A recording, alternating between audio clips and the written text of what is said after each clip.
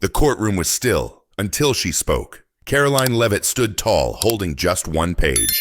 No fanfare, no legal theatrics, just ink and intent. Judge Barrett glanced at the paper, then chuckled. "You're seriously presenting that as evidence?" she asked, eyes gleaming with disbelief. Tot didn't blink. "I am," she said, "because it's the one thing you forgot to consider."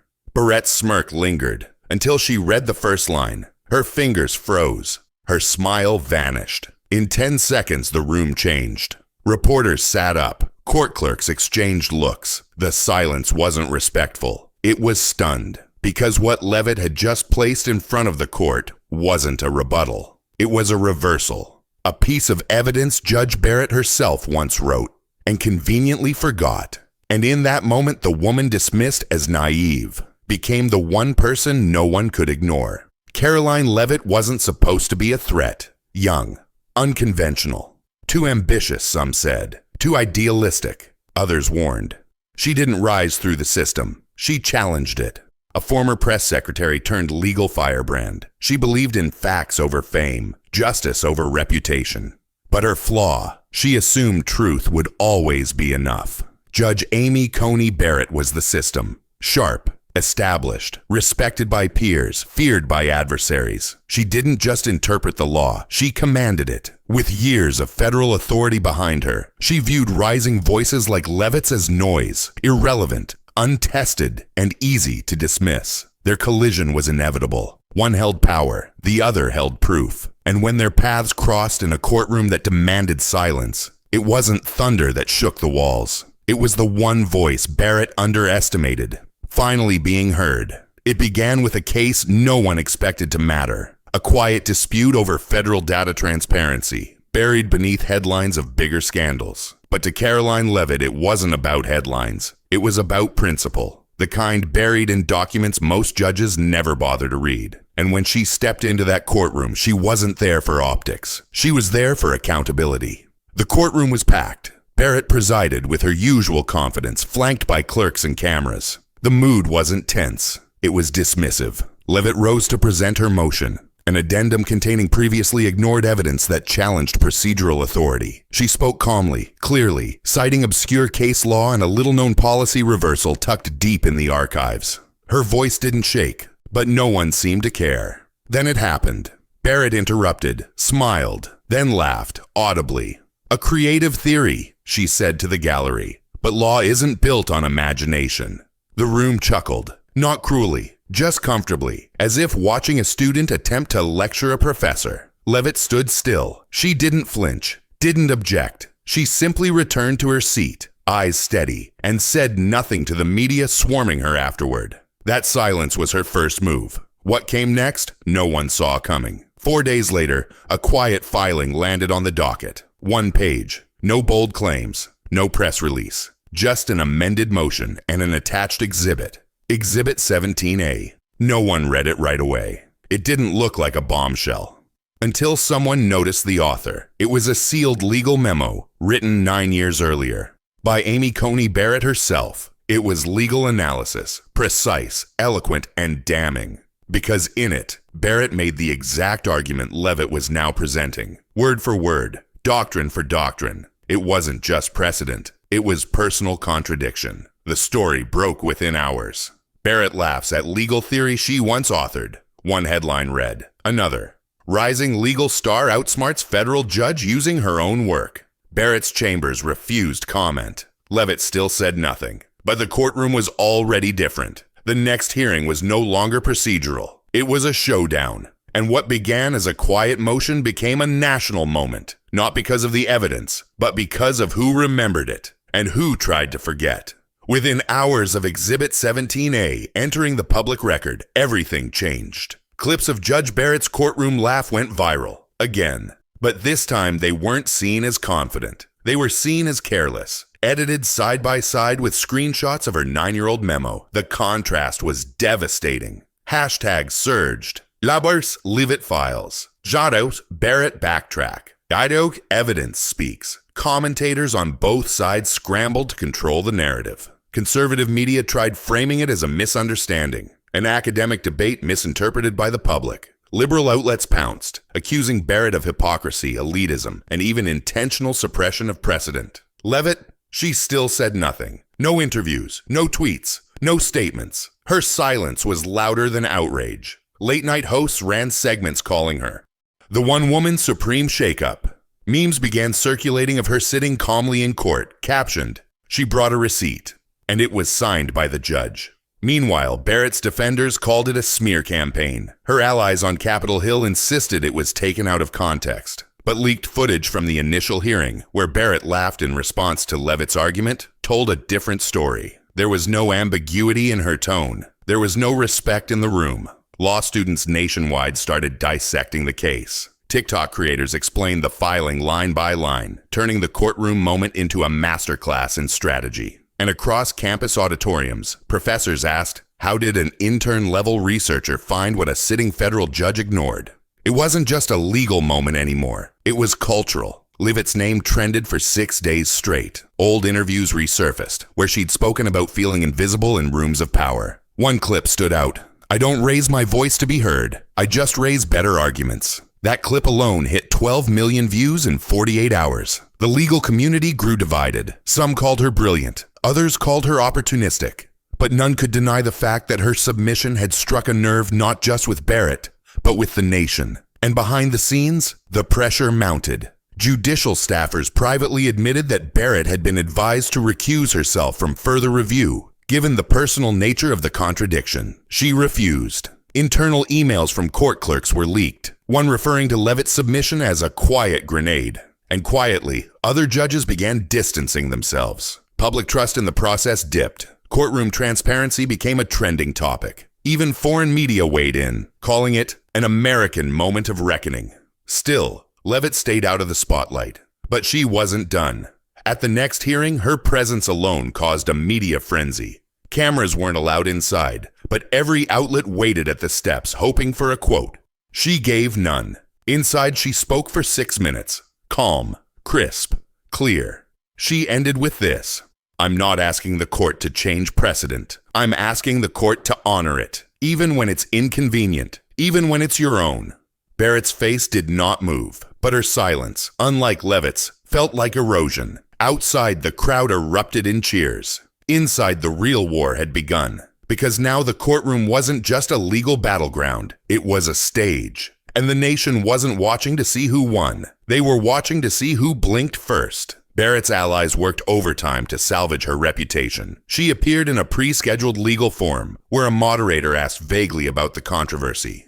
Barrett smiled and replied, "We don't write the law for Twitter." It didn't land, because while Barrett dismissed it as spectacle, Leavitt had made it substance. A week later, Leavitt was nominated for a state bar ethics award. She declined. When asked why, her office replied, "She's not done yet." And they were right. Because the next hearing wouldn't be about arguments. It would be about evidence. The kind that doesn't just shift opinions, it shifts legacies. It was supposed to be a procedural hearing, nothing dramatic, nothing televised, just a brief appearance before the court to clarify Leavitt's filing and allow Barrett to formally respond. No rulings, no grandstanding, just routine. But routine vanished the moment Karoline Leavitt stepped forward and handed the clerk a folder labeled Supplement 17A, Internal Corroboration. Within it were 2 things. First, an email chain between 3 federal clerks from 2017, each discussing the exact legal interpretation Leavitt had cited and acknowledging that Barrett's earlier opinion contradicted it. They admitted the inconsistency. They labeled it buried. Second, a digital signature. It was Judge Barrett's. She had reviewed the memo. She had signed it. She had known. The courtroom didn't gasp. It froze. Barrett scanned the folder in silence, her expression unreadable. Her jaw clenched. The gallery watched her every move. The lead clerk whispered something behind her. She ignored it. Leavitt didn't speak. She didn't need to. Her eyes locked with Barrett's for a split second. And that was enough. Barrett turned to address the court, but her voice faltered. "In light of this new material," she began, "I will be recusing myself from further proceedings in this matter." A murmur swept through the room. Reporters scrambled from their seats, hands flying across phone screens. It was over. Not just the case, but the illusion of impartiality. Within 30 minutes, the headlines hit. Barrett recuses herself after Leavitt submits contradictory memo with her signature. Silent no more. Karoline Leavitt's submission ends a judge's involvement. Legal earthquake. Signed truth undoes federal denial. Social media ignited. Leavitt wins. Cha-Cha Barrett recuses. Cha-Cha, she signed it. Political commentators fumbled for responses. Some called it a low blow. Others admitted it was surgical brilliance. But the public? They weren't divided. The truth was too clear to debate. Clips from the original moment, Barrett laughing, now hit differently. With each replay, her smirk looked less confident and more hollow, like someone mocking a ghost they knew would return. Barrett released a brief statement later that afternoon. Out of respect for judicial neutrality, I have chosen to step away from the case. The court must remain beyond reproach.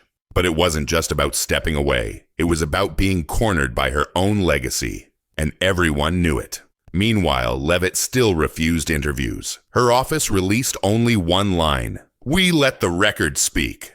And now it has. In legal circles, debates raged about what this meant. Would it trigger a wider inquiry? Would past cases be re-examined? Could this erode public trust in the courts or rebuild it? What no one could ignore was this. Leavitt had done the unthinkable. She had proven, with restraint and precision, that even the highest seat in the courtroom wasn't immune to contradiction. That even a single, overlooked document could rewrite power. In the days that followed, something else happened. Law students everywhere downloaded the full 17A supplement. Professors revised syllabi to include the case. Ethics panels at major universities held emergency roundtables. And at one law school in Texas, a professor played both clips side by side. The moment Barrett laughed, and the moment she recused. He looked at his class and said, "This is the moment everything changed."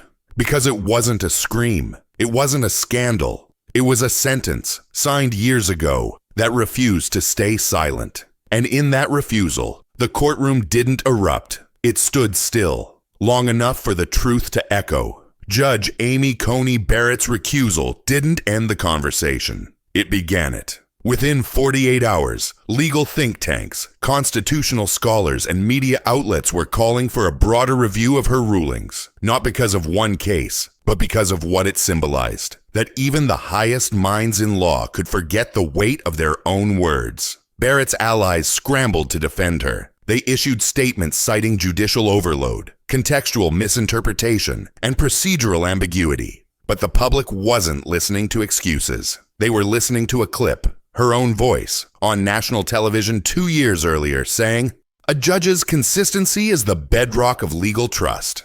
That sentence was replayed beside her signature on the buried memo.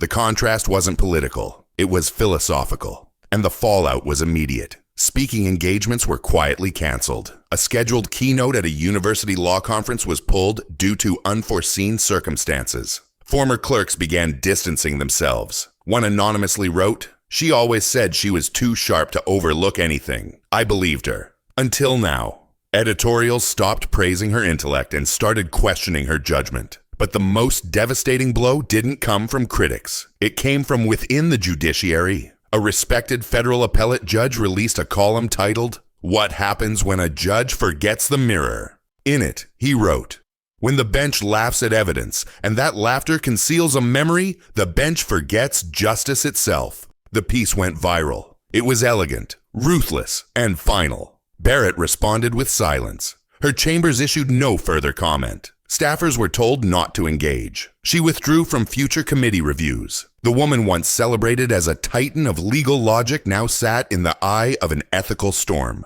one she couldn't argue her way out of, because this wasn't about interpretation. This was about memory and its betrayal. Meanwhile, Leavitt continued her quiet presence in the courtroom. No victory speeches, no triumphant headlines, just steady work and growing respect. Every appearance she made after that was met with subtle reverence. Bailiffs nodded. Attorneys stood a little straighter. Reporters stopped chasing her for quotes and started quoting her silence. And yet, one moment defined Barrett's collapse more than any viral clip. It happened during a private judiciary panel review, leaked weeks later. Barrett, seated among her peers, listened as a junior federal judge quoted the 17A memo. He asked gently, "Do you remember writing this?" She looked up. paused, and said, "Yes, I remember it now." Her voice broke. "I just didn't think anyone else would." The room, by all accounts, fell into stunned silence. Because that admission wasn't about guilt. It was about regret. And for someone like Barrett, that was unthinkable. That clip, quiet, grainy, incomplete, hit the internet like a thunderclap. And for the first time, even her defenders understood. This wasn't arrogance. This was avoidance. Avoidance of a truth that had always been waiting to return. Karoline Leavitt had done more than win a legal moment. She had exposed the myth of infallibility, and in doing so, she rewrote the most sacred expectation in law, that the robe alone is not enough to remember what's right. Barrett's fall didn't come from scandal. It came from something smaller, something quieter, the echo of her own words returning when she least expected them. And this time, she had nothing left to say. Just as the dust seemed to settle, a letter surfaced. Not from a journalist, not from a political figure, not even from a legal peer. It was handwritten, mailed, no official stamp. Just a plain white envelope delivered to a small courthouse archive where Karoline Leavitt had once interned. Inside was a note, one paragraph. "I rejected her internship application because I thought she was too green, too eager. I told myself she'd never handle real pressure. I was wrong. She handled more than pressure. She handled the truth, and she did what I forgot how to do. Listen." The signature, Amy Coney Barrett. The letter was dated 2 days after her recusal. No one knew how it leaked, only that it did. A courthouse clerk posted a blurred photo of it with the caption, "It takes more strength to admit failure than to hide behind a bench." The internet seized on the twist, not because it changed the story, but because it revealed the humanity behind it. Barrett, once viewed as untouchable, had folded the truth into a single page. This time willingly, not under pressure. She hadn't sent it to the media. She hadn't tried to salvage her image. She had sent it to the place where Karoline first tried to serve her, and that changed everything. Reporters reached out to Leavitt's team for comment. Again, she said nothing. But days later, during a closed-door law school panel, a student asked if the letter was real. Leavitt paused, then answered, "It's not about whether she meant it. It's about what it took for her to write it." She didn't say more. But that moment was enough, because what had begun as a clash, power versus principle, legacy versus truth, had become something far more complicated. A reckoning, a recognition, and a quiet kind of reconciliation. Barrett didn't return to the bench for a month. When she did, it was for a lesser case, away from national attention. She looked older, slower, not broken, just different. Observers noted her tone had shifted, more patient, less certain. In one hearing, when a junior lawyer fumbled a citation, she corrected him softly and added, "Take your time.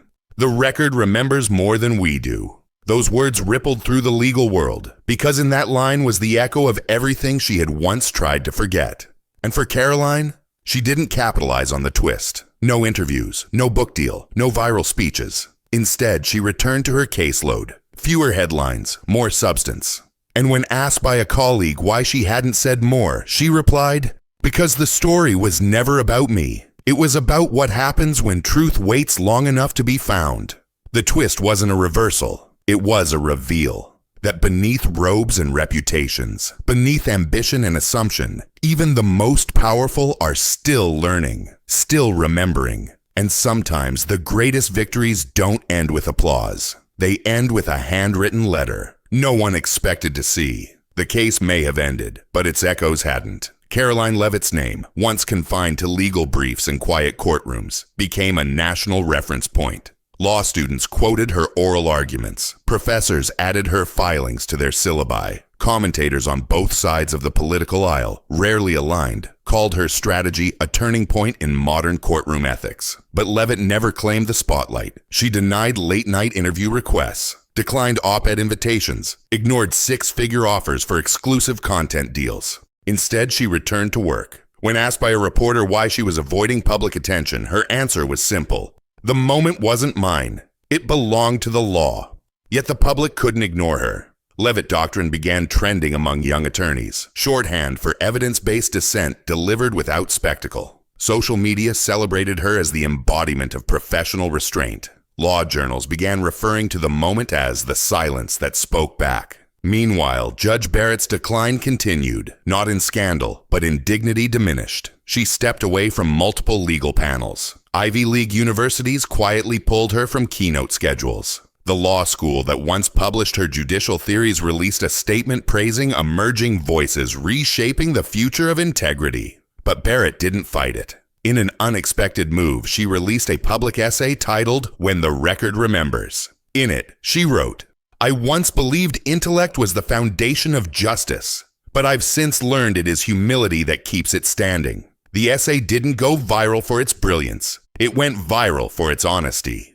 Barrett admitted she dismissed Leavitt too quickly, that she underestimated the power of a well-researched voice, that she forgot her own words until someone placed them back in front of her. She didn't seek forgiveness. She offered understanding, and to many that mattered. Critics softened. Analysts who once condemned her now referred to the moment as the kind of fall we rarely see, one that teaches. And Karoline? She kept moving. She was offered television commentary roles. She said no. A senator floated her name for a state advisory committee. She declined. Eventually, she accepted one invitation to deliver a commencement address at her alma mater. She didn't speak about winning. She didn't speak about Barrett. She spoke about paper. "The world doesn't need louder voices," she said. "It needs more people reading the footnotes, because that's where the truth usually hides." The audience rose to their feet, not because she was a hero, but because she was proof that silence can break glass ceilings and shake marble walls. And while the media eventually moved on, the institutions did not. Ethics panels across the country revised their training protocols. Judges were reminded that every prior decision must be honored like an oath. Young lawyers now cited Leavitt versus Barrett as a model of how calm pressure reshapes power. And in federal buildings once thought untouchable, aides began whispering a phrase, "Don't forget what the record remembers." Because now they knew, sometimes the system doesn't collapse in noise. It corrects itself in silence. In a courtroom built on hierarchy, one voice rewrote the rules. Not by force, not by fury, but by fact. Karoline Leavitt didn't fight to be heard. She waited until the moment the silence became undeniable. Judge Barrett laughed once, confident, untouchable. But what followed wasn't revenge. It was a mirror held steady by truth, reflecting every word she thought the world had forgotten. This wasn't just about legal precedent. It was about accountability, patience, and what happens when power meets memory. Because in the end, it wasn't the loudest person who changed the story. It was the one who read everything and waited for the world to listen. If this story moved you, subscribe for more cinematic narratives where silence speaks, truth endures, and justice finds its voice when no one expects it to.